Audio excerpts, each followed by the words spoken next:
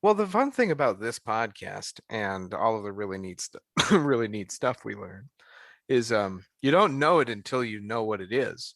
And And then what I like is that we can tell the world instead of just you and me knowing it. and the joy of telling the world the things that you and I know is that it's the neatest thing around MMA.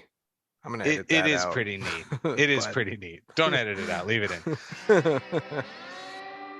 I respect your distance. Wow. How neat is that? That's pretty neat. Jackasses like you and me are going to get together and talk about it afterwards. That's pretty neat. And his Shake left those is up a little bit, lethal. get the earth moving. Everything. That's you said pretty is neat. 100%, right? Can I get Talk one? about a title fight. That's pretty neat. To me, that's the art part of it. Gee dang it. How neat is that? That's pretty neat. So here's the deal with the BMF belt. I'm gonna go, and then you stop me or tell me I'm wrong or say that I'm right, and we'll move on. Okay. If you get absolutely starched, they have to take it away from you. I don't care, right? No, they do. I don't care if they give it to Kamaru. They have to take it away from Jorge Masvidal. Now, listen, I say that as someone who would, it's not that I wouldn't get into a locked cage with Jorge Masvidal. It's that I wouldn't get into a locked hotel with him. Okay. Like the whole hotel, not one room. I'm not, I want nothing to do with him, but I'm not an MMA fighter. And Kamaru Usman did the thing that Masvidal is supposed to be good at. He fucking starched him. Mm-hmm. He crumpled the way that the physics in UFC 4 work. Yeah. His whole body turned off. He got It did. turned off, right? The lights didn't go out. He got turned off. Well, and you're absolutely right too in that Jorge Masvidal was rambling for days about no punching power. I felt it for 25 minutes. I can take any shot, and one puts you down. And a lot of people are crediting Kamara with a nice combo, which it absolutely was. But that first one was to swat his hand out of the way. That wasn't a 1-2, swat him in the face and hide it and measure distance. That was I'm getting your fucking hand out of the way because I saw this flaw in your game, and I'm laying one on your cheek, and you're taking a nap. And That's what exactly what supposed to do. happened. Yeah. But to go back to your point about the BMF title, I agree with you that it should be stripped because you cannot go out there and say this guy's the weakest punching guy ever and then get laid out and not lose that title. I'm sorry, but I don't give it to Kamaru for the reason that Chael Sonnen points out, which is that Jorge never really put it up, and it really is his to put up. He has to say, I'm the baddest motherfucker here. And he never really did that in this case. And Kamaru didn't really challenge it. He never said he was a bigger, badder fighter. He just said, I'm the best, which is a little bit different, in my opinion. But to me, it's a belt. It was awarded. It was put up on the line between two guys. They fought. One of them won, and he retains it until it's disputed. And right now, nobody's jumping up and saying I'm badder, and he's going, I challenge that shit. Okay. One could say Kamaru did, and I don't actually really care that much. The BMF belt, to me, I would fucking make one with my initials on it and wear that shit when I go on jogs in the morning. Okay. Well, I'm okay. I'm glad you mentioned that. Let's play a game. Are you ready? I love games. I know you do. On the official UFC store website. This is the actual site where you order UFC gear. Okay. I'm so excited. You can order, you're about to be. You can order a BMF replica belt. Now, do not look it up. How much do you think it costs? A BMF replica belt. How much do you think it costs? It is 50 inches long and 11.5 inches wide at its widest point. That's what I always say. You measure it at the widest point. I'm not talking about a belt. I thought we were talking about Francis Ngannou's cock. Okay. Listen, the belt this is a show where we're going to talk a lot about Francis Ngannou's cock. Hang on, I'm not done. PU, I don't know what that is. Faux leather. It weighs approximately 9.5. I'm guessing that's pounds, but there's no measurement or no denotation there. Hey, Aaron, it's officially... It's officially licensed. Okay. and it comes with a black zippered carry case. Okay, black zippered carry. That was my next question. Is it in a frame? It's in a black zippered carry case. Black So I zippered guess carry the case. theory is you could spend $850 on this replica belt. I thought I was gonna guess. Son of a bitch. Man, I was Okay. gonna. Okay, that actually. What were you gonna guess? I was gonna guess 1,500, and now I'm like, shit, Were you really? That's a steal. Okay. Actually, that is a lot. That is more than I thought it was gonna be in like a literal sense. I was thinking 5. For a real big fan, I would maybe consider 5 of like a champ replica What? belt, but not a. And I mean like a TV worthy fucking replica. Like Now I want you to know something. It's available for pre-order and begins shipping on or after 4/27. So the day after we're recording this. So they are still selling this thing, what, 42 hours after the guy who owns it got his lights turned out by a guy who's Wait, not a puncher. did you just say it's pre-order? It is. I did. Okay, I know that you have some theories to get into about so many things, but I have to jump on one, and this is not a theory. This Okay. is just me saying that Hit me with it. the UFC is getting a lot of credit sometimes about being ahead. Fuck that. They Ahead are in what sense? ahead of the other sports. You know, they did their events first. They're promoting. There's never been a Conor McGregor before, etc. Crossing sport boundaries besides Michael Jordan in baseball and Deion Sanders in baseball. Barry Sanders. But Barry, thank you, not Deion. No, Deion and Barry. You're right. Yeah. Bo Jackson. Yeah. Yeah. There's been a few. There's been some. But like, here's the BMF. When was that fight? When was Diaz versus Masvidal? You know what? I'm glad you asked, because if you weren't sure, so let's say you spend $850, because we all know how well I bury the punchline. My point is, I'm going to be if the Rose Namajunas, the Rose Namajunas championship gear order that I just placed, is that going to be for when she beat Joanna? Like, oh, okay. So here you're stepping on my theory, because I'm saying the BMF title is just like this. The fact that they're selling it so late and they're still promoting Conor pisses me off a little bit, because the guy is a draw. Don't get me wrong there. Don't get me wrong there. But I don't like watching him fight anymore. I really don't, because his hype doesn't live up to any of his fights anymore. The hype never lives up. It does not. Not to me. You could not be more wrong about that, but let's go point by point. Okay. Let's say you spend your $850 on this bullshit replica toy. Never. If you didn't know, let's say, when this fake title was given, it's on a metal plaque on the side, November 2nd, 2019. It says MSG NYC, and the number 500. I don't know what the 500 is a reference to. And then on the other side, it has the date, November 2nd, 2019. MSG. Wow, that's Madison Square Garden. I'm not a complete idiot. And NYC, that's new. What is the Y? York City. Thank you. York City. Yeah. New York City. You went all the way up to Fatherson for a barbecue, and then it has the number 244. So what's the 244 and 500? What are those numbers? Maybe they only made 500. There's probably only 500 replicas. It's probably number 244 of 500. No? That would at least make it have some value, because then it's limited. Would it? Yeah. Well, I mean, I think so. It might. Okay. So like, it says baddest motherfucker on the sides, on the top and bottom rather, of the BMF full.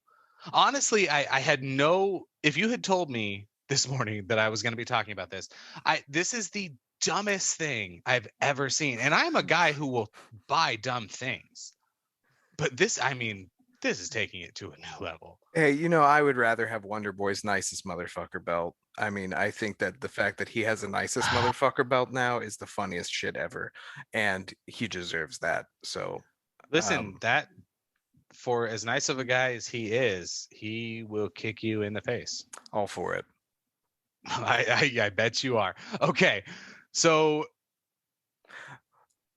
you want to hear my theory? I want to hear your theory, and then we're Okay. gonna talk. We're gonna go straight through on the card. So yeah, so that's a good And point. I'm okay So with this touching on it. And so stuff. we're on the heels of UFC 261, which took place when 420 April 24th, Jacksonville, Florida, right? Great to see fans there. Whatever your opinion on whether or not they should have had fans, great to see it. It definitely added an energy to the event. And there were a number of, in the way that you phrased it, did you fucking see that UFC, right? Mm-hmm. And I did see it. And so here's my thought. If you are, and I'm going to read you some names, okay? If you are Colby Covington, Gilbert Mm-hmm. Burns, Leon Edwards, your boy George Masvidal, Stephen Thompson, Vicente Luque, Michael Chisea, Damian Maia, Neil Magny, certainly Tyron Woodley, Robbie Lawler, Bilal Muhammad, who's fighting soon. We'll talk about that. If you're one of those guys, if your name is, let's throw out some names here. Joanna Jurjejic, Jan, do I have this one right? Xiaonan, I'm not familiar with her. Carla Esparza, Mackenzie Dern, who I'm a fan of. Marina Rodriguez, Nina Nunez, Claudia Gadala, Michelle Watterson, who I'm also a fan of. Tisha Torres, Gedalia, thank you. Amanda Ribas, Angela Hill, I'm a big fan of her, San Diego, right? Overkill. If you're one of them, if you are Jessica Andrade, if you're Caitlin Chukagian, also fighting soon, if you're Lauren Murphy or Jennifer Maya or Cynthia Calvillo or Joanne Calderwood, if you're Jessica I, who got kicked in the fucking head really hard, if you're Antonina Shevchenko, all right, if you're any of those individual fighters, do you know where I got their names? I'm gonna go with the pound for pounds. Not pound for pounds, those are divisions. So that's men's welterweight, women's strawweight, and women's flyweight. I don't know. I don't know. So, I well, I'm don't know. telling You just gave me, I believe you might have given me a list of everyone who's already been beaten by the current champions. Well, I'm giving you a list of people who watched those fights. And, they were listen, there. I am not a professional athlete. I have never been one. I never will be one. And I don't necessarily know what's going through their head at any given time, but I know that as a human, they watched Rose Namajunas absolutely kick Zhang's head off.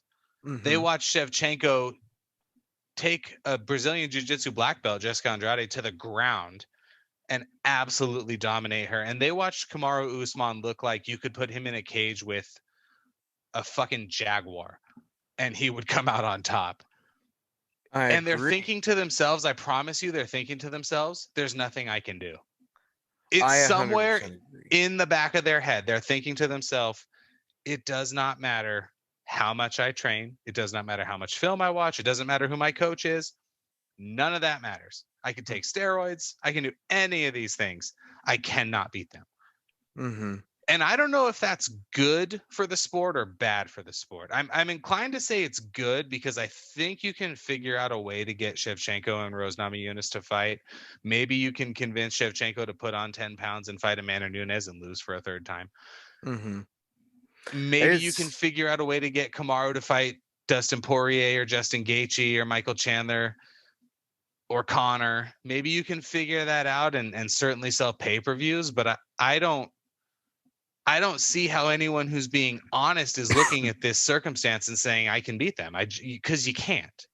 I agree. I think that's I'm on the same page with I have two things I want to throw out there first. The first is I'm gonna let Jessica Andrade hit you.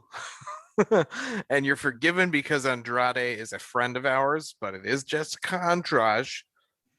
And she was fighting there. She wasn't just in attendance. So she was there. She was there. And I mean, so many of them have fought each other already. Like I love MMA math is bullshit, and so there's really no rhyme or reason.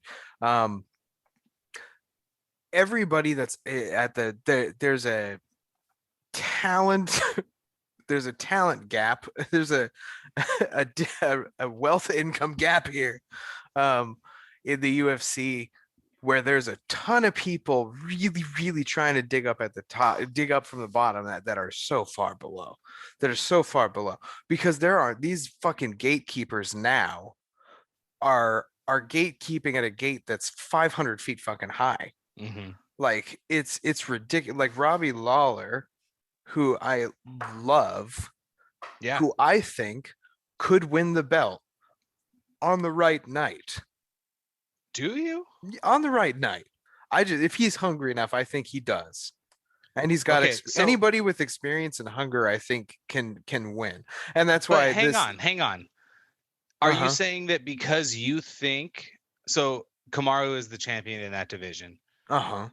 Then you have Colby and Gilbert Burns. And then Mm-hmm. it's kind of a Oh, I don't think he should fight next. no. But are you saying you think he could win the title as a function of you think even though he's ranked 15th, he could beat anyone above him who maybe isn't Kamaru Usman? No, I don't. Okay. I don't at all. I do think that the wrong set of circumstances and the right set of opportunities for him, an injury on the night of, and he's there and on weight for whatever reason, he could step in and Bisping, and win the title a little later Okay. when maybe he shouldn't have.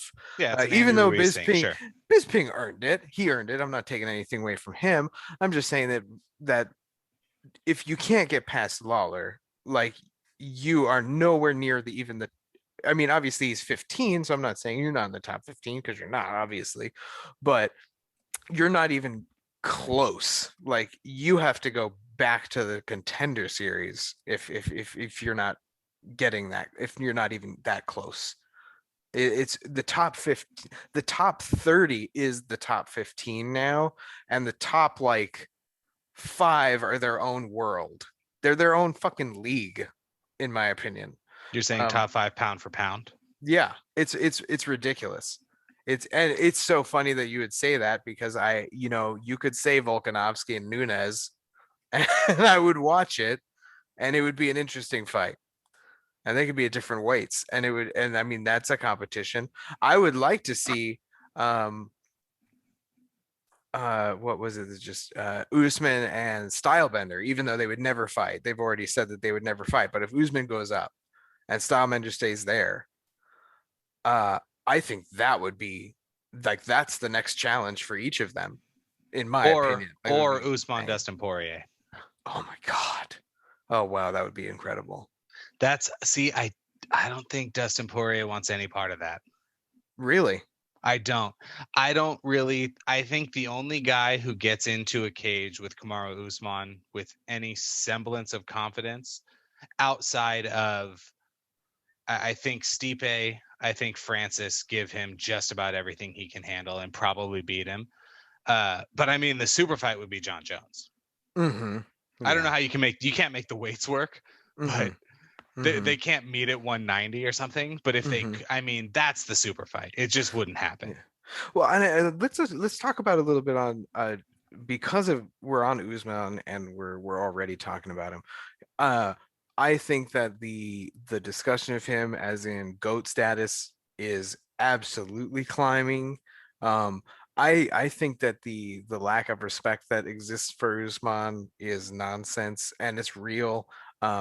I feel privileged to have been following the sport for as long as I have, that GSP grinded shit out for 5 years. Like for 5 years GSP was the most entertaining but boring champion. Like you knew that he was going to grind it out, but watching him figure out how to do it was the prize for me as a viewer. And Usman was showing that really early, and now he's developing the finishing skills later. And I love that flipped the script a little bit, because GSP was finishing people earlier and then started UDing, kind of surviving later in his career. And now I'm so amped on watching Kamaru, and like I think he will be in discussion for pound with, I'll say, 2. I'd say 2 more defenses. You're saying pound for pound all time? Pound for pound right now. So he's second right now on Mhm. UFC and per ESPN. So Yeah. so Even from if John Jones wins the belt before Kamaru defends twice, mhm. then John Jones stays at top. But I think Kamaru's at top if he can defend it 2 more times. And I'm just making up that fucking number. But to me, that makes sense. Because that's when he's right in that line where he's like surpassed Silva and getting close to GSP. So Like how many title defenses has Kamaru had? 5. Is it 4 5? 4 or 5. I think it's 4. Let's look. I think he won it.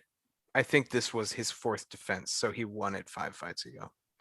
Because this is kind of the problem, right? Is that he doesn't have the amount of title defenses that a guy like John Jones or even GSP Mhm. or not really a number of other guys, frankly. I mean again, my favorite, nobody talks about Stipe, right? It's like he doesn't exist anymore. Hey, Defended the heavyweight belt more times than anyone. So hey, you can massage his left bicep and I'll get on his right. who We gets are his lats? I want his lats. sure that absolutely is fine with me. Okay, good. And I'll take care of the like edible arrangements as well. I have a thing for firefighters, and I want to show some appreciation. What says that I've better than a heard he fruit likes the bouquet? dragon fruit. I mean, Yeah. I don't think anything says anything better than a fruit bouquet. Okay, fantastic. No, well, that being said, I like the Colby rematch.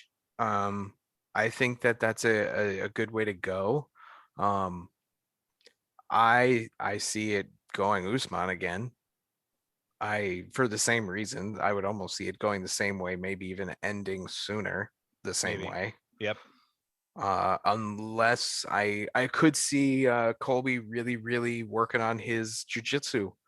If he wants to wrestle with Kamaru rather than stand there like they already did, because he lost in a standing fight. If he wants to actually wrestle with him, um, he better get on jujitsu to hope that that hole in Kamaru's game is there. I don't think it's there. I No, really well, don't. I can promise you it's not there. Kamaru Usman is in fact a no-gi jiu-jitsu champion. Let me cite the exact competition for you. I think if you're going to try to get on the ground with Kamaru Usman, you have a long night ahead of you. Yep. Oh, excuse me. Well, he beat no-gi jiu-jitsu world champion Gilbert Burns fairly handily, Which if I was remember Gilbert correctly. Burns. Yeah. The problem with jiu-jitsu in general is you really can't respect anyone's distance. Yeah, you really can't. In fact, if I'm familiar with jujitsu at all, in fact, disrespecting people's distance is a goal. My jiu-jitsu instructor says well, many things, but he says a lot about staying tight and keeping your elbows in. Now let me ask you this: where do you go if I'm going to make you Dana White for like 5 hours? I love that. All right, so you're only going to get to spend like 45 minutes working, because I'm just kidding. He probably is only at the UFC headquarters or the fights, right? What do Mhm. you do with Jorge Masvidal? Where does this go? And secondary question, is Jorge Masvidal as good as everyone thinks he is? Jorge Masvidal is as good as everyone thinks he is. I think he's great. He's a journeyman. I give him that in the most positive of senses. He's The got a greatest winning journeyman, that's for sure. he's got a winning record. His fights are entertaining.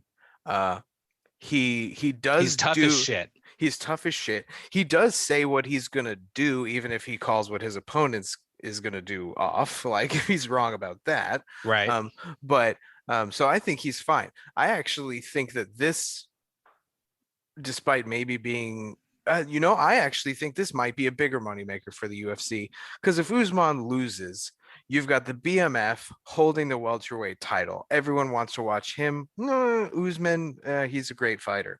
Best of all time. He was a champion. He defended just as much as Stipe, and look how much fucking respect they give him now. So, in my opinion, uh, this is a great benefit to the UFC, because now you have this dominant welterweight champ that everyone are going to want to watch fight no matter who he's fighting. And I still want to watch Jorge. So if I'm Dana White, I think Nick Diaz is a good option. do the rematch. It was ended by doctor stoppage. Everyone wants to see a finish, and now No, that everybody. was Nate Diaz. Nate Diaz, thank you. I'm still thinking about that Chimaev news that I hope is real. Well, Nick Diaz looks fucking jacked. Yes, so I'm on board for either one of the Diaz brothers. I have near and dear in my heart from Strikeforce, and so I think he could do that. I think that the Connor never happened. I think that would be interesting. I think both of them are in positions now where they have to back up their mouths a little bit, where Jorge's ego might have been a little bit bruised, but Connor's is getting bruised right now too. So they're both guys coming off of big losses where everyone thought they had a chance, where everyone wanted their charisma to take center stage, and it didn't. So I kind of think that Masvidal being a good pay-per-view headliner in the future is an awesome place for them to be, and I want to watch it. I think that anybody they put in front of him would be really interesting. I don't necessarily want to see him fight Woodley. I don't necessarily want to see him fight Thompson again. So I kind of put him up there and would say Diaz, and that would probably be it. I mean, even if Usman had an injury or something and they're putting Colby up with somebody for an interim belt, I don't think it would be Masvidal. Not for me. Masvidal's not getting another shot at Kamaru Usman. That doesn't make any sense. No, not for a long time. I'm just saying if Kamaru was injured for some reason and they were going to do an interim belt and it was going to be Colby versus somebody, it would not be Masvidal for me. So yeah, I think there's good options for Dana and for their fight pickers. I forget their beautiful names. So Jorge pre Ben Askren, which we'll talk about. He stops Darren Till in March of 2016 in the second round in London. So Darren Till's home turf, right? Stops him. That's 4 months before he really ends Ben Askren's entire life. Before that, though, losses to Stephen Thompson and Damian Maia. He beat Cowboy. He beat Jake Ellenberger and Ross Pearson. Losses to Benson Henderson and Lorenz Larkin. He beat Cesar Ferreira. He lost to Ally Kenta. He is the definition of a journeyman who's just popular. And he's tough as shit, so he takes a lot of punches. And frankly, all of those losses, save for the most recent one, were decisions. Yeah, almost all of his wins are knockouts or doctor stoppages, which is in some ways more impressive than a referee stoppage.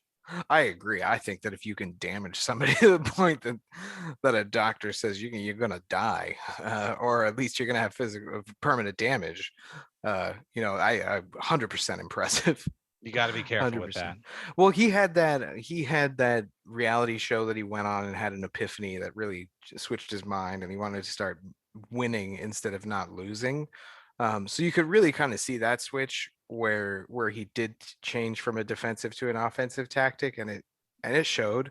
But he embraced his character a little bit too, and when he got some of that charisma, it helped him a lot. So I hope the best for his career. Shit, I really, really do. I want to watch every single one of his fights, and I want to watch him talk. So I mean, that's the best of both worlds. I want to watch Usman talk more. I mean, he was talking about how one of the best parts in the post-fight was just walking around with Francis Ngannou, and he's just like, it's like, I'm probably one of the few guys that does not have to be afraid, but one of the times I feel safe is when I'm in Vegas with Francis. And then of course there's that shit. And then he's talking about, okay, so you're the most dominant welterweight champion. You're the most dominant champion from Africa right now. If they do a card in Africa, they put you as the headliner, Francis. And he's like, who the hell is going to argue with Francis Ngannou? He's the heavyweight champ. I ain't gonna put up any argument. Francis Ngannou is the biggest human being on the planet. He is, man. And I mean, I used to call Brock Lesnar the Great White Ape, and no, Francis is Kong, man. He is the man. I bow down. I really Francis is an absolute specimen, and Mhm. there's nothing else you can say about it. do. I like where we're thinking about these people. I want to talk about some women. How do you feel about some women? I like the ladies. I'm a fan of the ladies myself. I'm gonna be honest. I push back on this whole Rose Namajunas is so gorgeous narrative that's out there, but hey, to each their own. Yeah, you know what? To each their own. I agree. I think that she's a beautiful human inside as well as outside, based on her post-fight stuff about mental health. I think that's great. So But sure, I do too, especially I in don't a think she needs to take political stances on the Red Army, but well, I wanted to ask you. So I'm going to plead ignorance. I don't know. So she just said Zhang Weili is a communist. Was that her? oh no, she referred to as a red, not something so in a I mean, and it was in a pre-fight press thing, like just an Yeah, interview, doing what we're doing right now. And I understand tensions can be hot, and traditional opinions about who communists are what they are. I appreciate not making that. Don't bring that into my sports, you know. And Zhang well, Weili is a beautiful champion. Uh, I I have a strangely unique perspective I would like to share, all if right, let's that's do it. okay. Which is it's a combination two for one thing really quick. The crowd being back meant everything. It Yep. was huge. The reason I can say that with a slight bit of expertise is I was at UFC 248, which was the last live event last year when Zhang Weili fought Joanna. I was there live with my dad. It was a mutual birthday present for each other. And she is an incredible champion. That fight was insane. That crowd was nuts. Yeah. And I think that her dominance was felt, even though it was her, uh, it was her first defense. But she was 12-0. And even though everything going on in China pre-COVID in March of 2020, Jesus, there was a lot of not animosity in the Everything air. everything that's been going on in China since the Ming Dynasty. Yeah, yeah. Well, I Yeah, mean, I had friends who were like, "Are you fucking kidding me, man? There's this virus supposedly coming from China, and you're gonna go watch the Chinese champion like fight in that's right. Vegas in an There arena with was there 15,000 was people?" there was a meme that had somebody in like a full-on hazmat suit in Yeah, the UFC Joanna. in the UFC tail of the tape. Oh my God, yeah. Yeah. So I mean, um, seeing her reign and watching that specific fight in front of a crowd and then being absent the crowd for a year and having it back to watch her fight again was really exciting for me Yep. because it made me feel something special for her. But I've always had something special for Rose. It has nothing to do with her looks. It has to do with the Ultimate Fighter. I really wanted her to beat Carla Esparza, even though I thought Carla Esparza was awesome too, in the finale. So I was really sad when she lost. And I have Polish ancestry and boxing in my family. And so I love Joanna. But when it came up Rose, I was so pulling for Rose. I wanted her to win so bad. I did not think she was going to. So Thug Rose is that underdog for me that, like, to me is wonderful. I do think that maybe we can talk about this more thoroughly. And actually, I want your opinion. I am of the belief that Rose will see one successful title defense after this, maybe two. Okay. The problem is, who does she fight? I think she's going to get Whaley again. Okay. I do. That makes sense. I think it's so hard because if you're the rematch thing, if it goes to a decision, I'm like, yes, we need a rematch. Um, but if a champ gets finished, I'm usually like, nah, you got, you got. If this was war, you'd be dead. Like that's the point of this. We're simulating war. So like Yes. you lost. You didn't. It wasn't close. You got So knocked out. So I think but in this case, she was 12-0, and um, the division is not super dense. So I think that she deserves it. I would rather see that than Joanna 3, especially since Rose is already 2 up on her. So I'm for Weili again. I think she wins, and then I don't see Joanna fighting after that necessarily, but I do. I think Rose defends it once or twice, but I think somebody's going to come up and snatch it from her. I don't think she Okay. handles the pressure for the long run. I mean, I she's really openly talked about it, right? And Mhm. there is something to be said for when the lights come on, There what is. version of you shows up. So here's I'm actually going to go the other way on this, and then I have an interesting bit of analysis for you here. So because I am known for my analysis, if nothing else. So I I'm a love it. huge boxing fan, and we're going to get into the big fights on this show. And there aren't any right now, at least. Well, Canelo's gonna mop. What he's gonna do is he's gonna take Billy Joe Saunders and he's going to take his face and he's gonna clean the ring with it. Coming up here right near Cinco de Mayo, and then everyone's gonna move on with their lives because Canelo is probably not the best pound for pound boxer. He's probably the best pound for pound fighter on the entire planet. I think you could put him in a cage with MMA rules with Kamaru Usman, and I think Usman has a very serious problem on his hands. But that's Wow. a separate argument. Yeah, just One of the reasons I'm excited about having this show with you is your boxing expertise. I'm going to learn a lot about boxing from you. Thank you. Generous of you to call it expertise. Your Now, boxing knowledge base. Now, it is as grand as a fans can be. Okay. Love it. Now, having said that, in boxing, often what you see is the automatic rematch. So, perfect example at the late summer 2019, Anthony Joshua loses to Andy Ruiz. And now Andy Ruiz had been installed into that fight, I think 7 or 10, maybe 14 days before, somewhere right around there. He had been prepping for the fight I watched that fight. And when Joshua lost? Yeah. And I know that it was in the contract, right? The rematch clause? It's very common that the champion typically will have all of the bargaining power and all of the leverage and in a case like Anthony Joshua versus Andy Ruiz is lucky to be there. And when he beat him, some people took issue with the way the referee stopped it. I don't. It later came out that Joshua had gotten dropped in training, which can, especially in boxing, can be a problem. Absolutely. But Anthony Joshua is one of the 2 most decorated heavyweights on the planet and one of the 3 most decorated fighters on the planet.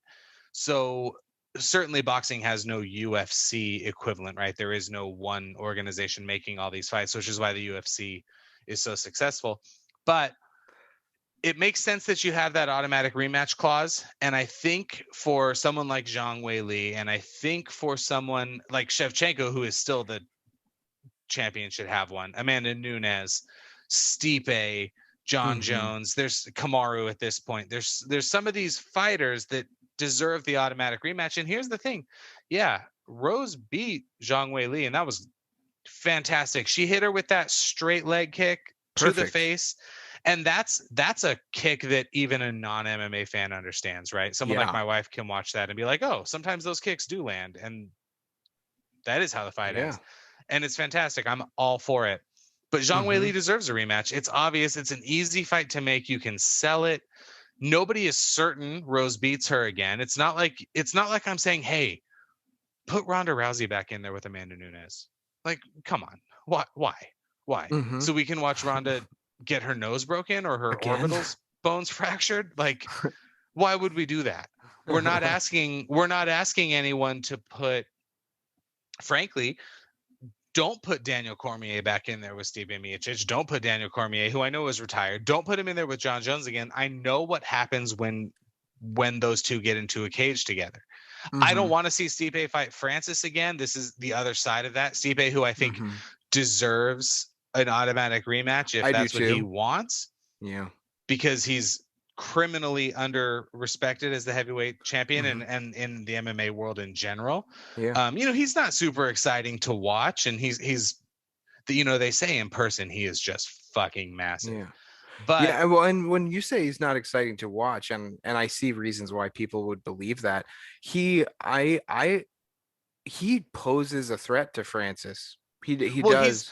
when I say he's not exciting to watch, he's not. He does. I mean, he does have highlight reel knockouts, but he's not flashy. He doesn't talk a That's a good lot, way. Yeah. and when he does talk, you can't really understand him. He doesn't sell tickets in the way that Conor McGregor does, right? He doesn't sell pay-per-views in the way Conor McGregor does. I don't want to see him get back in there with Francis, because I think when he lost that first fight to Cormier, which I still take issue with, because I could see on TV from 400 miles away, I guess, right? That fight was in Vegas, right? I'm Yeah. about 400 miles from there. Mm-hmm. 300. He poked him in the eye bad. Yeah. And that is, let me poke you in the eye, and then I'm going to ask you to make a peanut butter and jelly sandwich, much less fight a world-class combat sports athlete. Mm-hmm. Right. And then, credit to Cormier for throwing that elbow the way he did. That's all fine and good. And then we saw in the next two fights when Stipe's eyes work, what happens. Cormier is a cut below John Jones. He's a cut below Stipe, and that's fine. Nobody's putting Cormier in a ring with Francis Ngannou. Yeah. That's silly. Mm-hmm. So mm-hmm.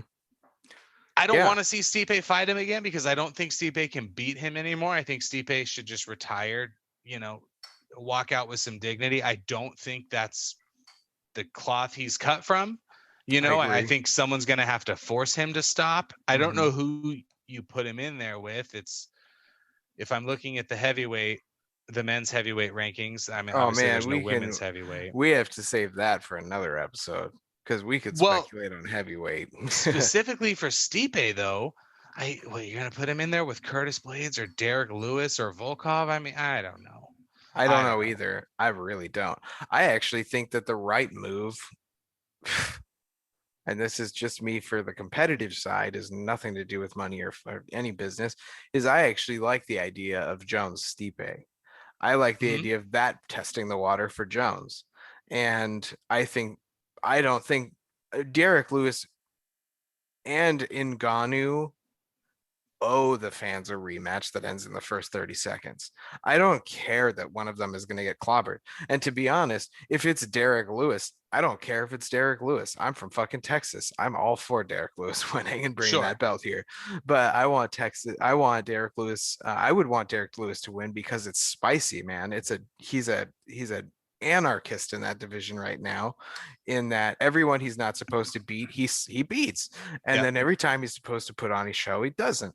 And so it's scary to have him as a heavyweight champ, but it's also a little bit exciting, because I think if he's the champ, you put Jones in against him and you're going to have Jones as the champ.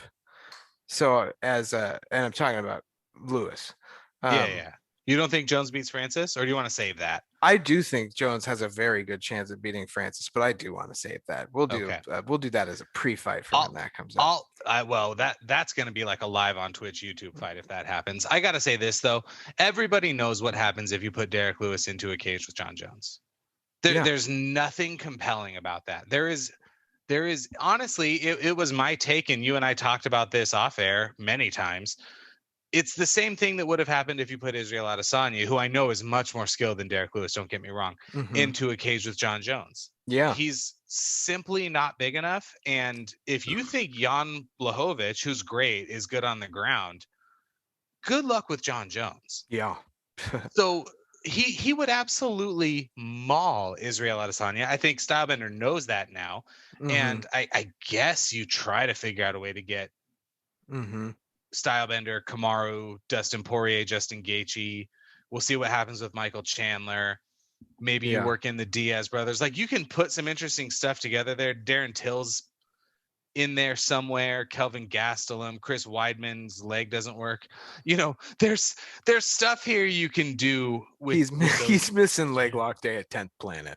He's not going to leg lock day at 10th Planet, and that is for sure. I just think there's some stuff you can move around with those guys that doesn't involve John Jones, because they don't have anything for him. For John Stipe would be really interesting, and for some reason I'm like worried about Stipe's brain, and because I want him to be able to be like a functional parent to his children and a Yes. husband to his wife, because he seems like such a nice guy, and I think by all accounts is. I love that he still works as a firefighter, and I think he was on Joe Yeah. Rogan's podcast, and Rogan asked him how it worked, and like he's like, how do you train, and like what do you do? Just tell them you're fighting and then they don't schedule you? And he goes, no, I just trade shifts with guys. Like, what? You're the UFC heavyweight champion of the world. What are you doing trading shifts with other what?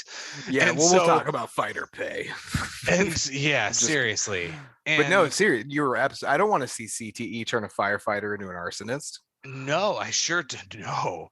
So John Jones isn't going to damage him in that way. I would really like to see the two of them in a wrestling match. I think would be That would be really interesting. really, really entertaining. UFC, I think, could do some cool stuff there. But I don't know why you would put Stipe back in there with Francis. You put Stipe in there with Derek Lewis, and Derek Lewis can absolutely turn the lights off on these guys who aren't. I don't like, and you see, that's the reason I don't like that fight, is that he could turn Stipe's lights off, in which case we're in the same position with him.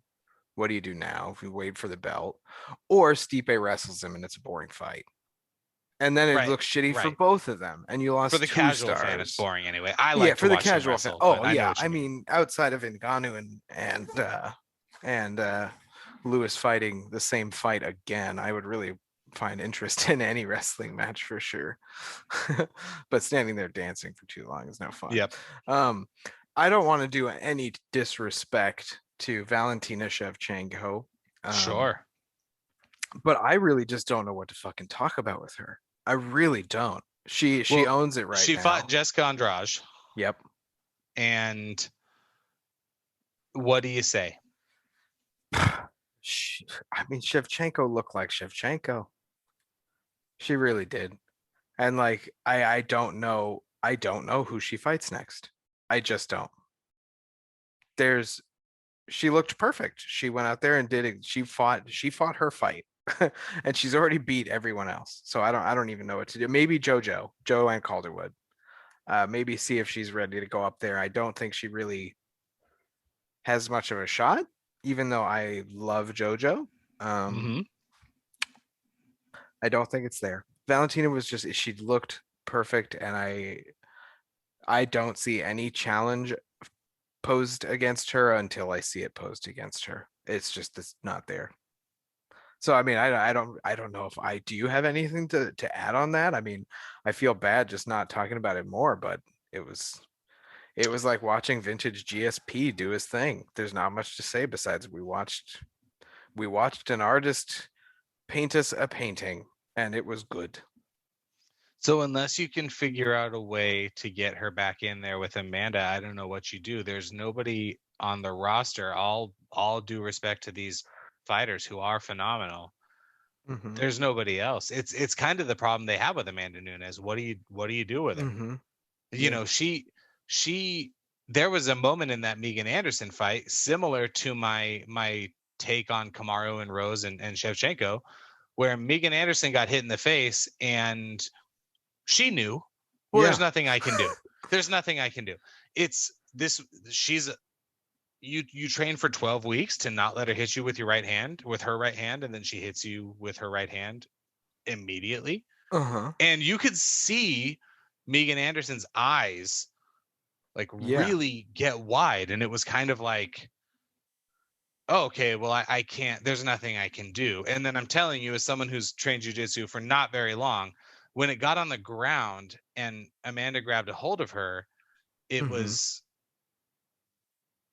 very, very clear that, I mean, the gap you talked about, the men's gatekeeping being so high. I think for her it's even higher, but Shevchenko has kind of the same problem. And if you look at her record in the UFC, I mean, she kicked the fuck out of Jessica Ai's head. She beats Joanna. She's lost to Nunes twice, and I think everyone knows what happens if they Nunes can fight is bigger again. She's bigger. She beat Nunes Holly was Holm. cutting down, and Shevchenko was going up for those fights. So yeah, Nunes is too much bigger, and that's kind of the issue, unfortunately, with Hey, fuck it. Let Nina Nunez bounce back, win a couple more. I know she just lost recently. And then you make that the story of, could we have potential spouses as reigning champions? That would be pretty cool. It's either But that or have Shevchenko fight her sister. the movie Warrior was pretty good, and if I recall correctly, that's a MMA movie about siblings fighting each other. So fuck it.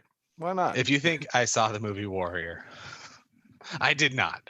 It's not bad. I would suggest it. It's one of the few MMA movies that had a budget and a writer.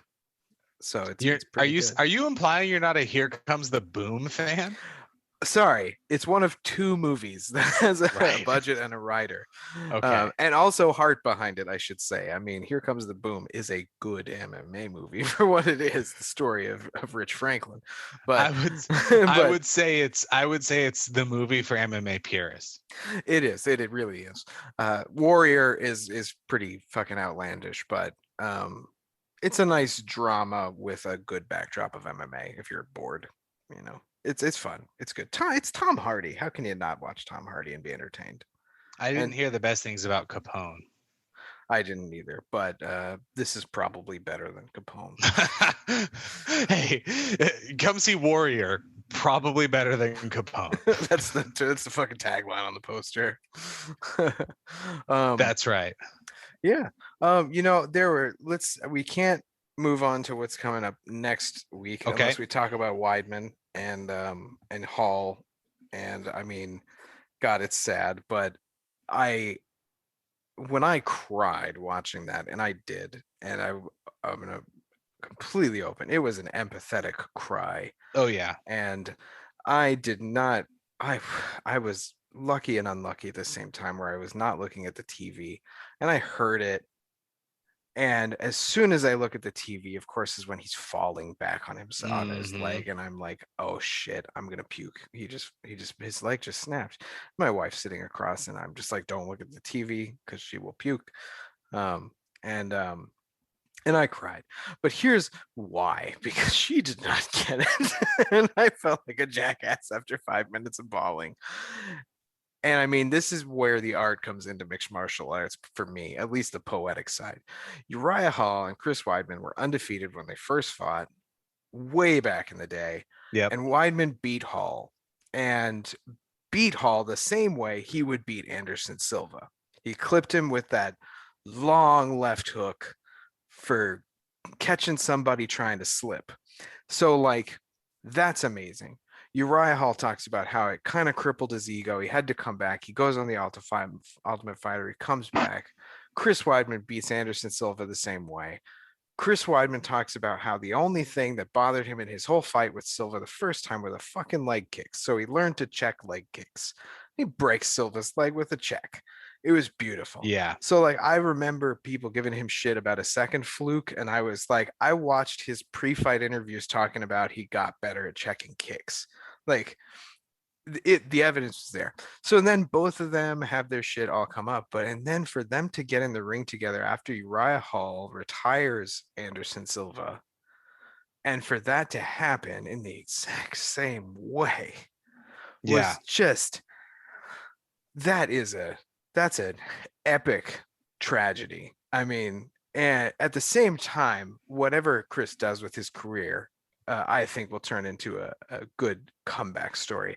Even if he winds up being a coach for the rest of his career, which is what I hope for him. I think he should retire.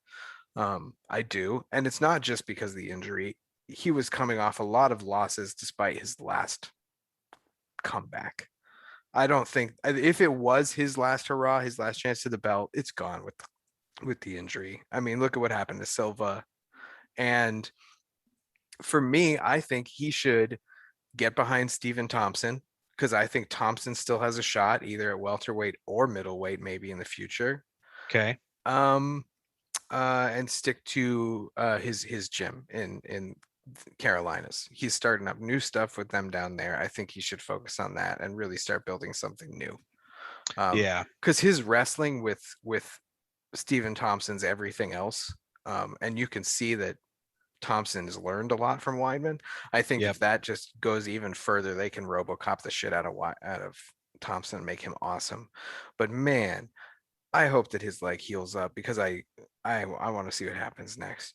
And I'm gonna give Uriah Hall props on his victory. A block is an effective technique. It worked.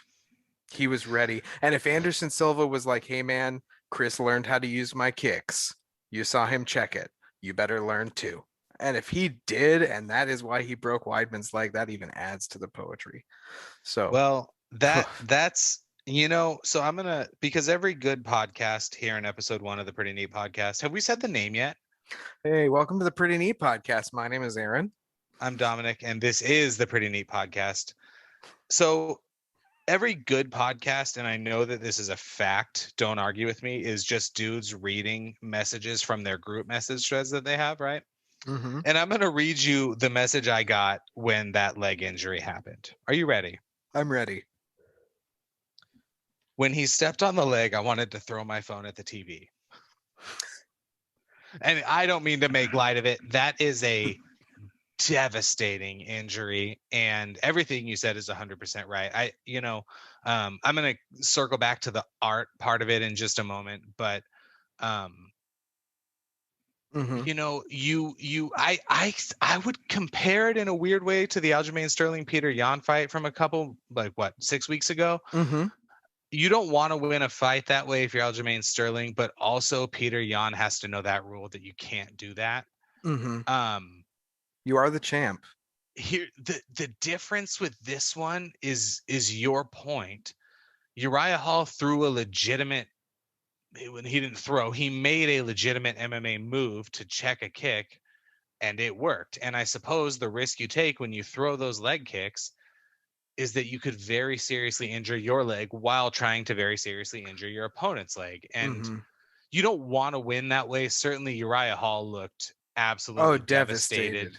Because and to me, that's the art part of it. So when you train in a martial art, and I'm very new to it. If you're gonna cry because the guy you're gonna beat the shit out of got hurt first.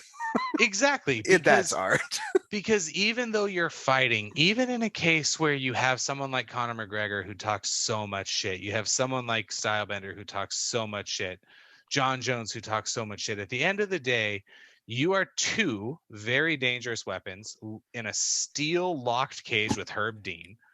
And oh God, yeah. both of your livelihoods depend on this. And yeah, jackasses like you and me are going to get together and talk about it afterwards. And there's a level of respect, at the jiu-jitsu school that I go to. I noticed a couple of weeks ago, one of the other students there's there's the mats, right? And then there's like a doorway to a back area, but above that are pictures of the lineage of 10th Planet Jiu-Jitsu. And it's Eddie Bravo working back, and he bows to the pictures before every class starts. And I was really impressed by that a couple weeks ago when I saw him do it. And I was thinking, like, that is such a show of respect that frankly you just don't get in any other sport. And it's part of what makes martial arts so maybe endearing to people. Is that level of respect that even after Jorge Masvidal and Kamaru Usman talk so much shit to each other, at the end of the day, they capped it, man. They came out of a fire together, and talk about a title fight ending how a lover of the sport wants it to end. When I watched Conor and Khabib end, I wanted to puke, Really? It was so exciting. Don't get me wrong. It was funny, but like Khabib jumping out of the ring and then nearly a fucking riot. Like, yeah. Okay. That's entertainment. But when I see two people who talk massive shit against each other for the entertainment of us beforehand and go in and fight to prove their points, and one person's successful at it and one person fails, and they respect each other for trying. God, I'm there. I'm there for that. I'm there for that too. And it's funny we bring up Conor when it comes to the art and respect aspect of martial arts, because I think most people think he's kind of a sideshow, but Yeah. because he's kind of a sideshow, the problem is, and I try to explain this to a lot of people, he is a supremely gifted fighter. Oh, yes. He does respect the martial arts side of it. To beat him, you have to damn near kill him. Yeah. And And at his the end left of is a lethal weapon. a lethal Jesus. weapon, he is an incredible counterpuncher. He's a much more defensive fighter than anyone gives him credit for. He's improved his ground game. He's done so many things. And at the end of the fight, when he loses, he's the first one to show respect to his opponent Yeah. every time. And he said it to Khabib. He said it was business. It was a cultural thing, in my opinion. But a little bit of both, probably. Yeah. But shit. But I am there's that level of respect. Yeah. So Weidman and Hall, that was geez, just UFC 261 was incredible. It covered every single plot point. Everything it really you want. did. It did. Everything you want. It had some funny shit early on. I mean, even Jimmy Crute marching around the ring is like watching fucking Bam Bam from the Flintstones. Yep. And that is amazing. But watching a skilled gateway guy like Smith say no, the up and comer boy, like, there are levels to this. Yeah, I love that. I love that happened. And then of course you have the 3 belts. You have the gruesome injury. Like, you literally saw the worst possible thing that could happen, aside from what nearly happened to Rose against Andrade when she took the belt from her the first time. But like, when she dropped her on her head, I thought she broke her fucking neck. Yep. But like, and I mean, I not even going to think about the potential of that disaster. But you saw the worst, you saw the best with Jorge and Usman coming together. You saw pure talent winning with Shevchenko. You saw the underdog story come up with Rose. You saw the graphic injury. You saw the skilled veteran beating the up and comer, and then you had an undercard that was terrific. It was beautiful. You might even say it was so good that it launched the Pretty Neat podcast. Some I've heard that in the Twitter sphere, that it in fact did launch the Pretty Neat podcast, and I can confirm that it had an impact on it. Okay. But there's no way you watch that fight or the card, excuse me, the event, I'll say, and leave not a fan. Yeah.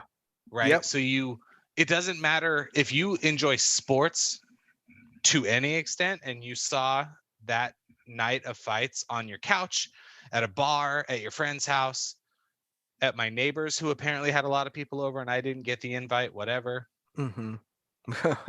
If you were lucky enough to be there, I think they had about 15,000 people that sold out basically instantaneously. I mean, when you mentioned earlier, people say the UFC is ahead.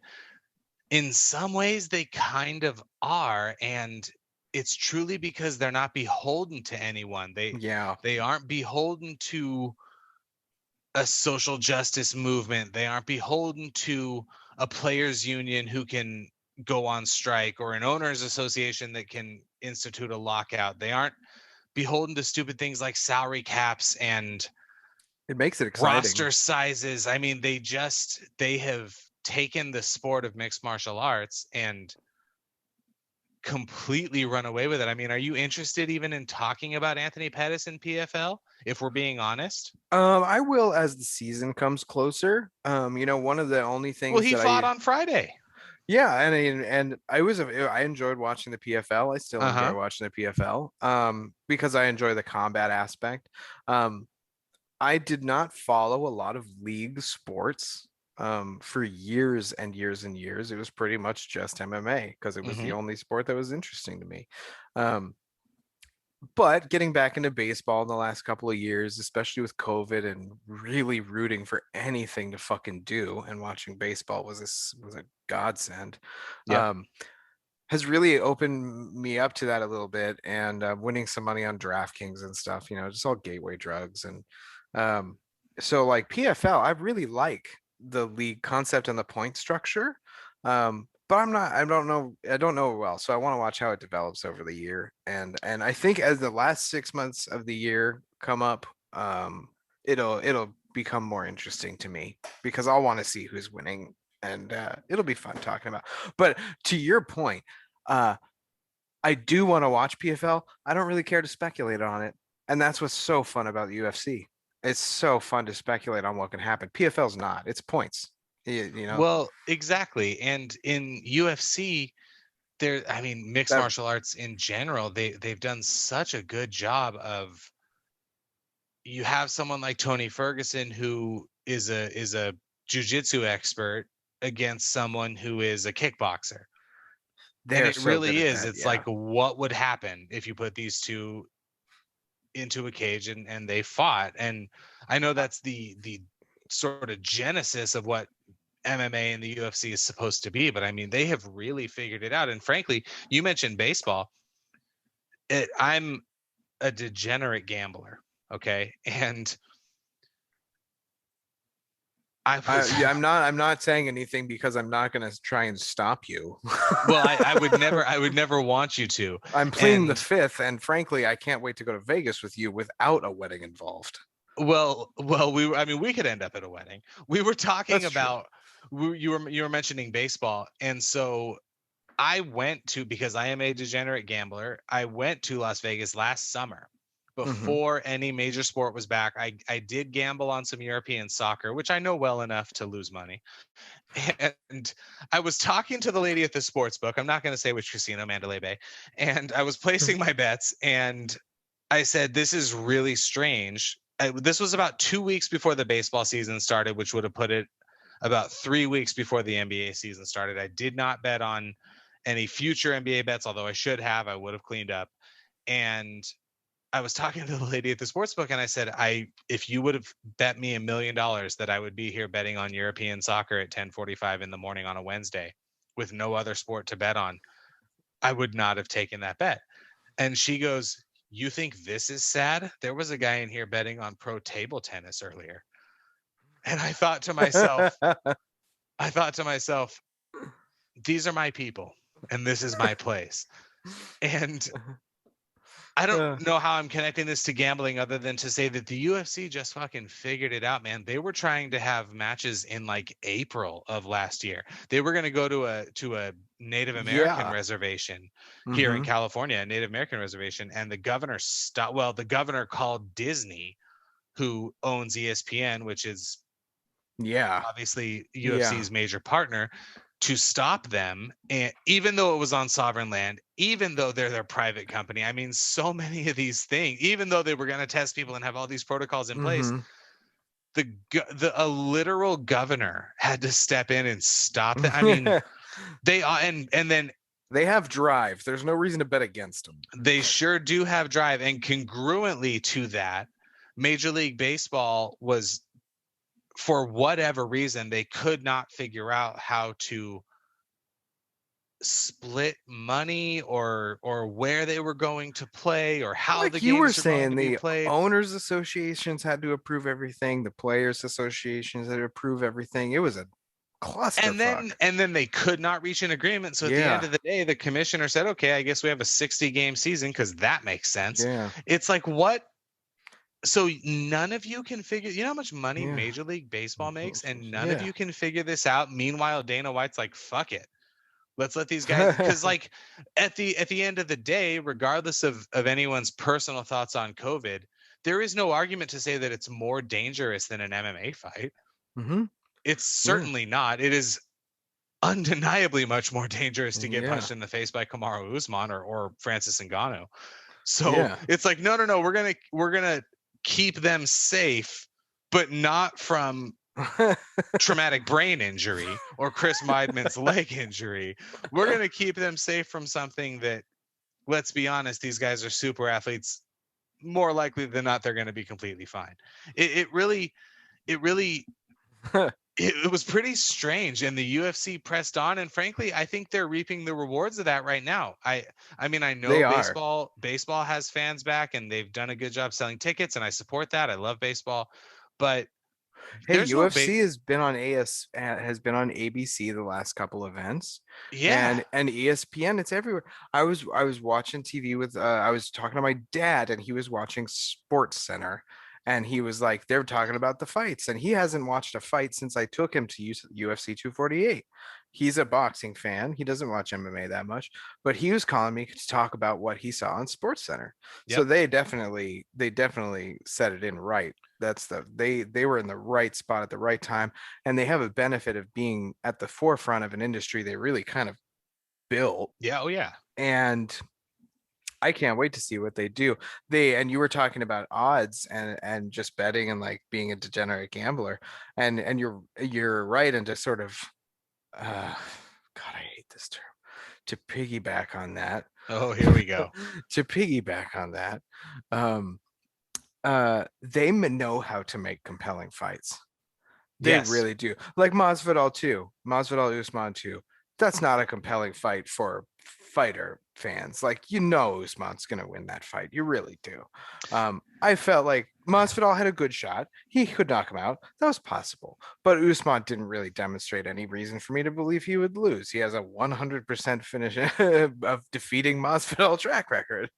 So, um, but they made it interesting. They are so good at knowing what it means to be a fighter and how to tell that story. And I mean, that's why they were so successful with Tough, is that they Yeah. nailed Yeah. that. And So it's why they're they're bringing great it at back, that. right? Yeah. And if you watch UFC Embedded, which I think they stream on ESPN Plus, but is also on YouTube, they do such a good job of So good. really capturing what goes into even in just 10-minute chunks of what goes into the week leading up to a fight. But I would be, and I mean, it's why the Ultimate Fighter is very successful, really interested in seeing, okay, take me behind almost, HBO and Showtime, they figured it out with shows like 24/7 for boxing. Oh, I show me the month leading up to the fight. What yeah. are they eating? What does their training schedule look like? How are they sleeping? Doing all these things Yeah. Where am to I get in. camping? Where are my camp blogs? Yeah, yeah. To then get into a cage and have your leg break into a million pieces in the Right? first 4 minutes I of a mean, fight. could you imagine somebody who's not been watching Embedded for a week leading up to Weidman's fight, but watching it for 6 weeks, and then it breaks your heart, like that. Yeah, I mean, for a layman, that's the equivalent of you're watching America's Next Dance Superstar, and they make it to the finale and break their ankle during the performance. Like it, rips your heart out. So yeah, they well, nailed that, which is why I have so much fun talking to you. It's why it's fun to talk to you about it's why it. it's fun to talk to me about it as well. I agree. And it's as someone who's a huge basketball fan, I'm a huge football fan. I want to touch back on Weidman's injury. There are injuries Oh, like that in sports. Kevin Ware, who I believe played at Kentucky or Kansas, one of the K's in basketball. mhm. In that game, I believe When it he, was in March Madness, the bone actually stuck out of his leg. yeah, Um, yeah, I Paul watched it. George, who plays on the Clippers now, but with Team USA, he landed weirdly at like the stanchion that holds up the hoop, and his leg snapped in half. There Yep. have been some football examples of this. There was one just this year. Dak Prescott, the Cowboys quarterback, his knee got all torqued around. And it happens to people's arms. There's Yep. examples of this every now and then in baseball. A pitcher will take a liner off the face, that sort of Yep. thing. Yep. But something Yeah. about it happening in a combat sport just looks a little more dramatic. And what's crazy about a moment like that is you do not have to be an expert to realize that it's very serious. Yeah. Yeah. Exactly. There's nothing serious. There's no question. Jimmy Crute, um, went out on a kick as well. Yeah. But of course it's that thing where the offense uh kills you. It's that he was using his weapon to strike and it hurt him. Right. It's not okay. Watching somebody's weapons turn against them like that is so hard. Um, but it was Uriah Hall's weapon that caused it. It's just two weapons hit each other and one won. So And there's something to be said for just the law of averages, right? If there's X amount of leg kicks in a given set of UFC fights, and there's a lot of them over the course of several UFC events. That's going to happen once or twice. It's kind of amazing that it doesn't happen more. I want to And welcome you to Conspiracy Corner for a second. With this, I'm convinced because of these breaks, and we were talking about football and how it can happen, and there's a lot going on. You can kind of hide it, but it's open skin. And I'm convinced that when they're broadcasting on ABC, ESPN, non-pay-per-views, that they are airing fights from the knee up. I really do. I think they are purposefully not showing their footwork sometimes, which disappoints me because I'm more of a boxing background. But that's okay because I understand them wanting to hide that. Because, I mean, an 11-year-old watching the fight, the prelims on ESPN, and then seeing that, given they're going to see it eventually, you know, or ABC. Well, you know, you see it too when a guy gets absolutely not clotheslined. Well, maybe clotheslined. When a guy gets absolutely starched, the way Masvidal did, when they're having trouble. See, and I should have been more prepared to talk about this. There was it Corey Sandhagen? There was a fight just recently that ended because someone was standing and threw like a gnarly hammer fist, and whoever he was fighting went out, and then he took a couple more shots. Well, if I had been better prepared, I'd have had that queued up. Either way, anytime a guy gets absolutely starched and then they're like maybe not getting up super quick, or they're having trouble kind of figuring out where the chair is, or staying on the chair, or not realizing the fight's over, the camera tends to cut away, I think, maybe to preserve some of the dignity of that individual fighter, which I guess is fair. But I am of the belief that if you are choosing to watch this fight, you have to kind of know what you're getting into. And frankly, if anything, that should be a warning to anyone who thinks that they should just get into a cage or a ring without proper training and coaching and all of those things. Oh my God. And you were talking about Jones versus Lewis. And I mean, one leg kick from Jones and Lewis is done. Yep. I mean, Lewis is already on is toothpicks on an orange, man. And I mean, well, and he's also a guy who, by his own admission, is not dedicated the way that a John Jones or Francis or Kamaru Usman is. So he's, you can't, natural power, natural skill will take you to a certain point, but it won't take you all the way. And that's kind of why Derek Lewis, I think, is always going to be in this sort of in limbo. Between. He's not the bottom, but he's definitely not at the top either. And I'm not sure that he's ever going to be. I agree with you completely. I think that he's a permanent entertainment fixture at heavyweight. You know what? It's funny, but I'm kind of also a believer in you have to win the belt. I'm a believer that if you don't take the belt from the champion, they keep it. Even like Reyes, who could make a case that he beat Jones. Gustafsson has a case that he beat Jones the first time, maybe. Could you? They didn't take. Could you really make that case? You know what? I'm going to say no, I can't, because they didn't. And realistically, I forgot where I was going with that. Jesus, I got distracted. Well, you have to take the belt. You were talking about you have to take the belt. You have to take the belt away, and I think with Derek Lewis, if he has the belt, I like the idea of him being able to stand in the ring and telling Jones, "Come and fucking get it." Because if he's going at Jones, he's fucked. But if Jones is rushing at him, he could try and get him with an uppercut like he did Blades. He could get him in a brawl, but I don't think Jones would ever fight that way. No. Could he? Jones would kick him from far out and wait till he falls John down. Jones is a master of spacing. John Jones respects your distance, and Yeah. he's gonna say, "Curtis Blades, I respect your distance." That's what he's gonna say. Who's rushing in on Curtis Blades or Derek Lewis rather? Somebody who now. has. Yeah, nobody now, exactly. Somebody who has no better option, and John Jones just has too many better options. Yep. But to your point, if Derek Lewis has the belt, it's either because he took it, which I respect. Oh, he will steal it if he gets it. Or some really weird shit happens and he's got like an interim belt or something, but I don't necessarily think that's going to be the case. And speaking of where the UFC is headed, do you want to look at Fight Night for May 1st? Yeah, let's do a little quick thing on here. And I think, this is the first episode of the Pretty Neat podcast, and thus far it's been pretty neat.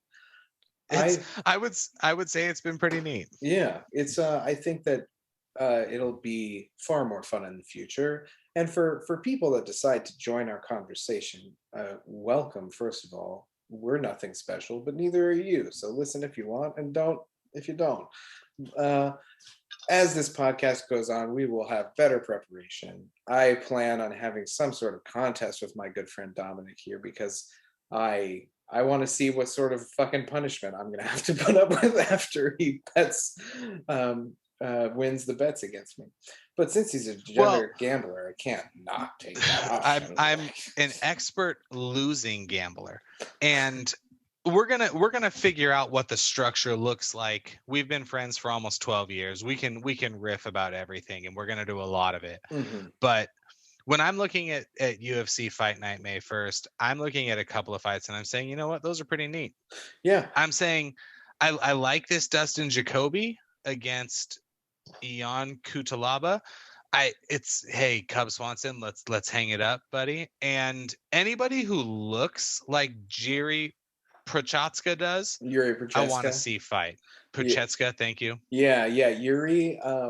I mean, Yuri's another one of those guys who's just like another Polish guy coming up, and I don't even. That's I right. think he's Poland, but he's Czech. He's from the Czech Republic. Oh, he's Czech. Okay. But I mean, I like him. I think him and Reyes is a good mix. I think that they are going to put on a good fight. I think it's going to be. I actually think it will be probably more entertaining than Jan and Reyes. I'm looking forward to this one, and I don't think it's going to go all the way. I love Cub Swanson. I will always root for Cub. There's just no reason. I love Cub Swanson too, but I mean, and Ian Kutalaba. There is a lot. I will say Sean Strickland versus Jotko. I like Jotko. I watched his last like 4 or 5 fights over the past couple of years, and I like him a lot. And Sean Strickland is great. 2 very good fighters. So their records are almost identical, like 22 and 4. 22 and 4 and 22 and 3. They're gonna kick ass. That's gonna be an awesome fight. So that's the 4th fight down on the card leading up to the heavyweight or to the main event. Now, if you're looking at Jotko and you're thinking that's pretty neat, he's plus 210. So your $100 bet wins you 210 if he can pull it out. I'm okay with that. And you know what? I would pull that. And if this was Rough Draft Kings, I'd bet on it. Rough Draft.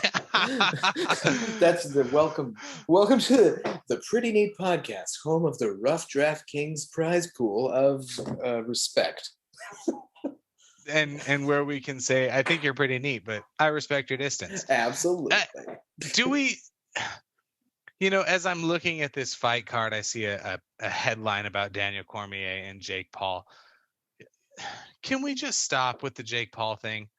Mm-hmm. I'm a fan of what he does. Anyone who can turn just being yourself into a multi-million-dollar lucrative lifestyle, I'm all for. He's certainly got some boxing talent, but the concept that he would get into a ring or a cage with Daniel Cormier. No. Okay. I don't want to watch a grown man beat the shit out of some kid. And Jake Paul is, I'm not going to call him a boxer. I will call him a person who boxes well. subjectively. Well, And well, versus so somebody like he me, so he beat another YouTuber. He beat an an NBA NBA player, player who was much smaller than him. and he beat And then he beat Ben Askren, who a retired wrestler. Let's be frank. he's a MMA retired fighter is wrestler. a stretch. It kind of is a stretch. And frankly, if I mean, I would say there's retired a reason Ben wrestler and Askren wasn't belt in the holder. UFC for so long. Yeah. He was not in the UFC for so long for a reason. Yeah. And I mean, You know, and he retired. The fighting spirit was gone, as evidenced by his career change. So, what did we expect? Like, what did anybody expect? To me, it was just watching a young punk beat the shit out of an old retired guy. I might as well watch the Connor security footage more. well, the problem is there are 5,000 boxing gyms in this country that have guys who could do that to Ben Askren. And so this Reasonable. concept that Jake Paul could get into a boxing match with someone like Robbie Lawler or Conor McGregor is so absurd. And frankly, I kind of think it needs to happen because people have to understand the difference. And Jake Paul looks to have some sort of boxing potential. I'm not going to say that he doesn't. Mm-hmm. He certainly is dedicated. He does some of the fundamental things. He sort of peppered him with that jab and then hit him with the overhand right. He went low. He's He did got some the level basics. change stuff. The basics are solid. Yeah, by all accounts, he trains and he's actually putting in the work. The problem is we're talking about Robbie Lawler. Come on. What are we doing? You can't. Yeah. And you know what? I wanted Robbie Lawler to beat the shit out of Ben Askren, and he kind of let me down. And I don't want to see him let me down against Jake Paul, even though I think he would obviously kill him. But I don't want to even risk it. That was such a weird fight because there's been so much talk that Lawler wasn't out, but people's arms don't drop like that.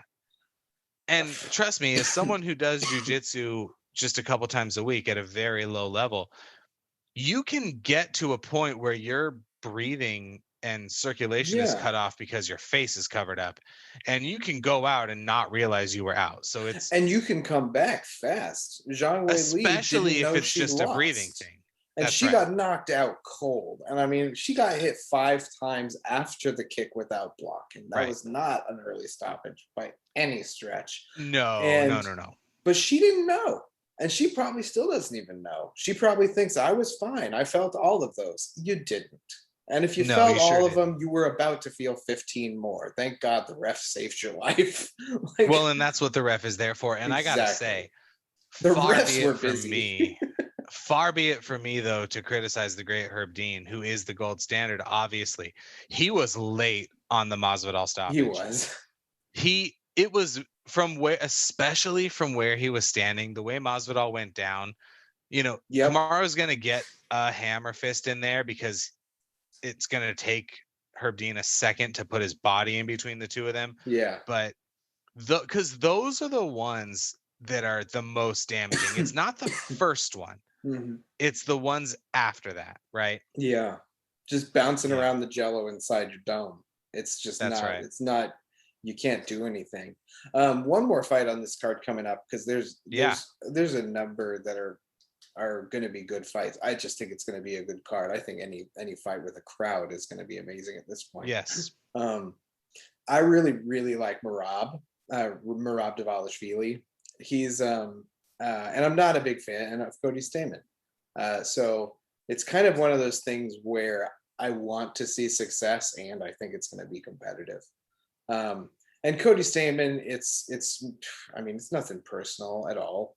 I just personally like Merab. I've heard really good things about him and his attitude and all of his camps. He's so eager, man. He's just a puppy, and I want to watch him chase the ball. I really, really do. So I'm looking forward to see what happens with him, and I really hope the best for him in his next couple.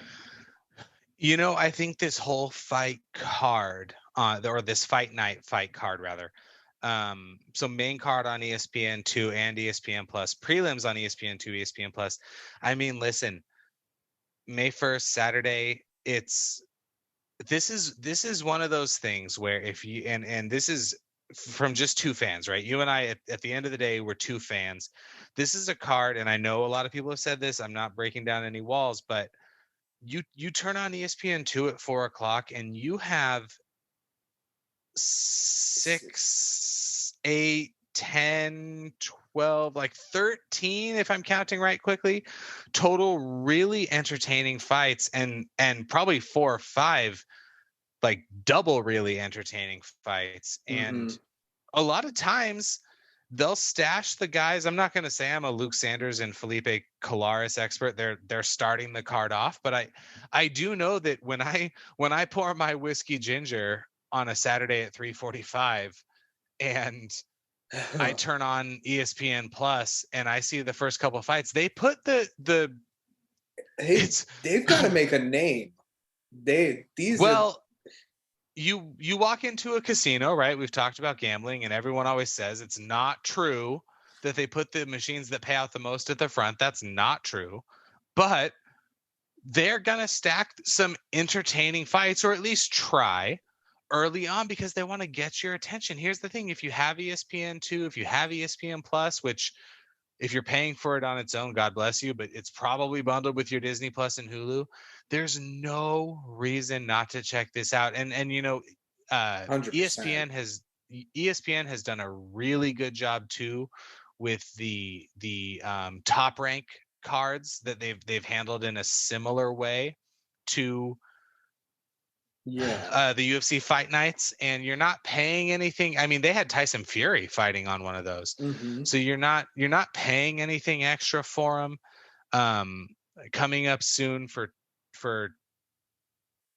boxing on ESPN Plus. Yeah, it's a little bit light. Some interesting stuff though. That Triller, which is what the Jake Paul Ben Askren fight was on. Teofimo Lopez, who's really entertaining, is fighting. Andy Ruiz coming up on Fox. There's some interesting fights coming up before we get into Fury and Joshua, and we'll talk in depth about that when that fight actually is booked. But again, if you've got the service, and chances are you do, because they're really trying to get it to you, check out these fights, and then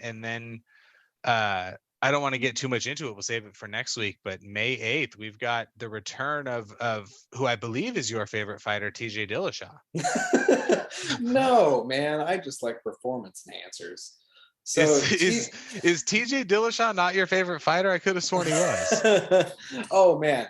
Well, you see, here's the thing. I'm a believer in science. And that's right. The fact of the matter is I was a huge TJ Dillashaw fan, but he cheated. And that made me a big TJ Dillashaw hater.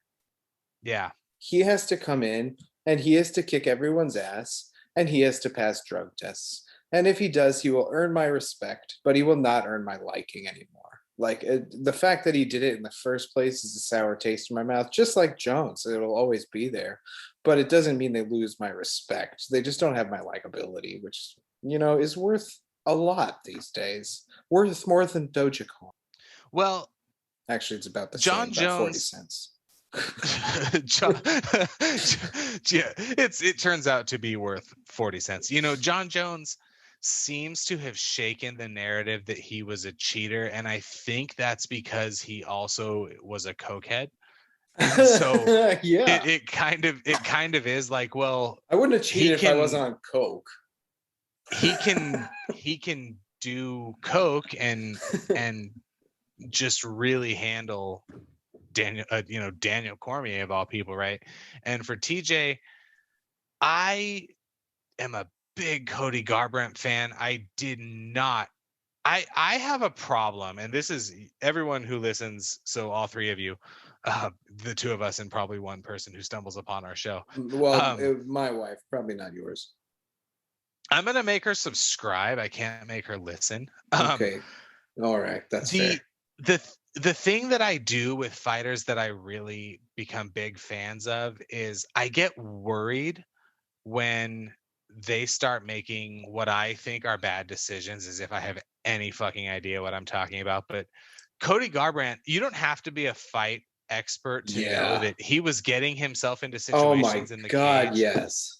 He was just making bad choices. He was rushing. He was not staying composed. You know, in that I can't remember if it was the first or the second TJ fight. He had him in real trouble at the end of that first round, and he got too aggressive to start the second round. And you can't do that with TJ Dillashaw or a lot of high-level UFC fighters. So I don't like to see guys like that just get flatlined. Yeah, especially so young. Same thing I was talking about with Stipe. I just don't like it. And then when I find out that that happened as a result of steroids, it's kind of. But then Henry Cejudo, yeah, that might have been a quick stoppage against TJ. We'll never know. But TJ was a skeleton, man. He was never going to be performing at his best at that weight. Well, he looks emaciated. Awful. But speaking of, Cody Garbrandt had that walk-off, absolutely phenomenal knockout in his last fight. So maybe you can run it back with those two guys. And if you know that TJ is clean and Cody's in a better headspace and he's got a couple wins under his belt, because Cody lost after the TJ fights. Yeah. Cody also got maybe have something interesting. Cody got destroyed by COVID too. He was dealing with brain fog after in training for months.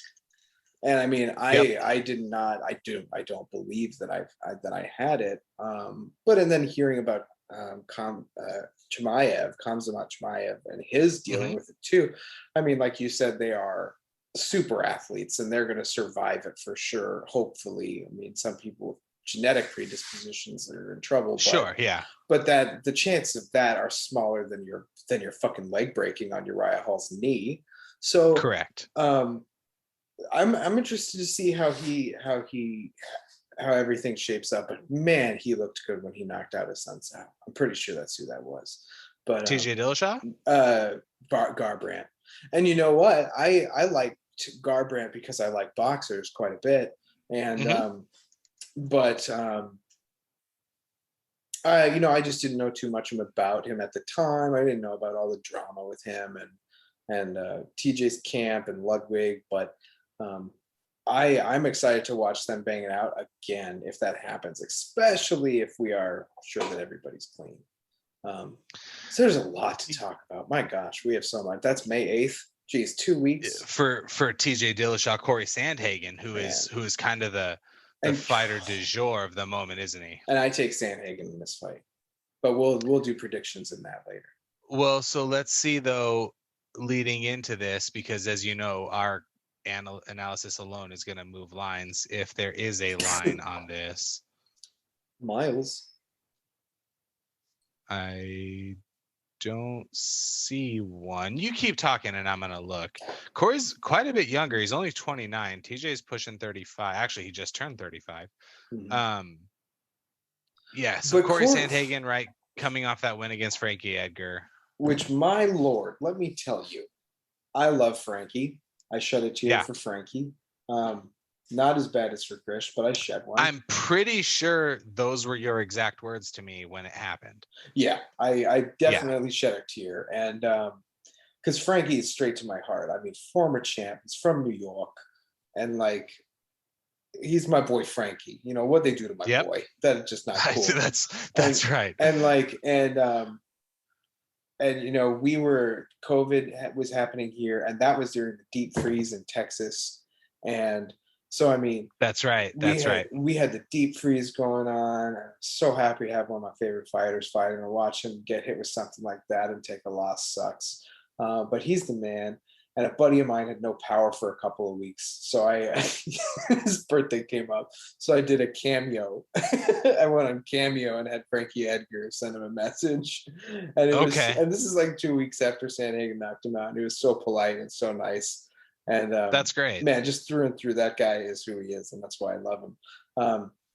Sandhagen is so impressive, though. Shit. Let's take this opportunity to mention that we will happily do cameos for anyone who wants us to. Yeah, absolutely, 100%. Man, so next week's show is going to be a banger because UFC Fight Night on May 8th, a week from the Reyes Yuri fight, that is a stacked card too. You have Dillashaw Sandhagen, Cowboy Cerrone, Diego Sanchez, Ben Rothwell's on that card, Angela Hill, Neil Magny, Gregor Gillespie, and Diego Ferreira. There's some real good fights on this card, and again, that's one of those ones. That's what you're paying for when you're paying for ESPN Plus or getting it bundled with the rest of your stuff, right? So the Pretty Neat Podcast is not officially brought to you by ESPN Plus, but we have spots open. So if anyone's listening at ESPN Plus, you can get us at the Pretty Neat Podcast at gmail.com. Yeah, it's pretty neat. It is pretty neat. Yeah, and you know what? $5 for $6 for all the MMA I can indulge in is all I need, really. And I mean, UFC and PFL are really where I'm at. And we'll talk about Bellator, I'm sure. We'll talk about one because there's definitely some competition there. And you know, I have hopes for Bellator. I really do. I know that they're picking up some scraps, but they've got some really one FC is, I know it's huge overseas. I do think it's a little weird that Mighty Mouse went over there and lost the same way Aljo won. Yeah, that strange ending to that fight. I don't have much to say about ONE FC, and I don't have much to say about PFL or Bellator, but we can get into the interesting ones. And frankly, if guys like Anthony Pettis are going to go there and do that sort of thing, then I'm in. Then it's at least worth mentioning. Yeah, and when you're a part of the Pretty Neat Podcast, which you all are. Which you all are. That's right. We aren't here just to talk about MMA. We're here to talk about MMA and pretty much MMA. And because we like that, and that's what we talk about. We might work in a little baseball. You know, I don't know if you know this. Aaron and I have been friends for coming up on 12 years. And in 2018, I don't know if I told you this, I adopted a 24-year-old Japanese man. Oh, really? You've been talking about that since like 2014. That's right. I adopted him, and man, he doesn't speak a lick of English, but he can throw a baseball and he can hit a baseball. And I am just so proud of him. I'm so fantastic. Proud. There's nothing like a father's love for your adopted 26-year-old Japanese son. There is.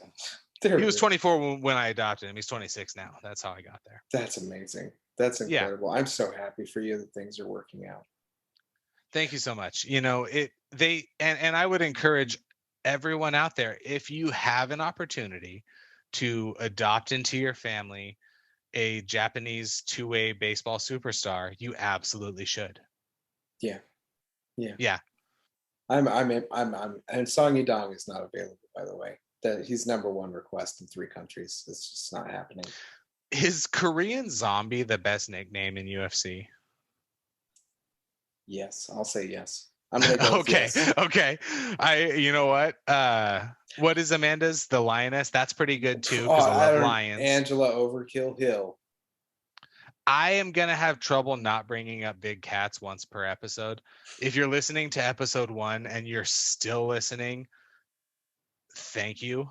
Thank you. But just know that I am going to work in big cat references once per episode. And I'm just going to kind of slide it in there. Aaron, let's close on this. I'm going to throw something at you we have not prepped for. Are you ready? I love this. Okay.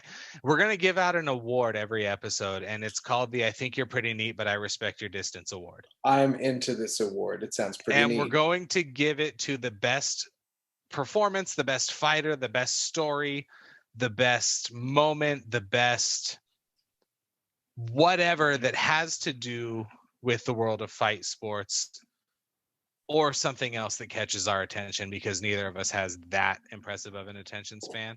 That's why I'm going to ask that you quick shoot them at me one at a time. What do you mean? So, what is the category for this next award? And I will give you an answer. So we're each going to give the award. Sometimes we'll agree, sometimes we won't. I'm into that. The award is the Pretty Neat Podcast. I think you're pretty neat, but I respect your distance award. And you can give it to anyone you want, and I will cede the floor. You can go first. As of right now, and we get to issue one per episode. We each get to issue one. All right. And then maybe we'll argue it, but I don't think you're going to have an ability to argue mine. So okay.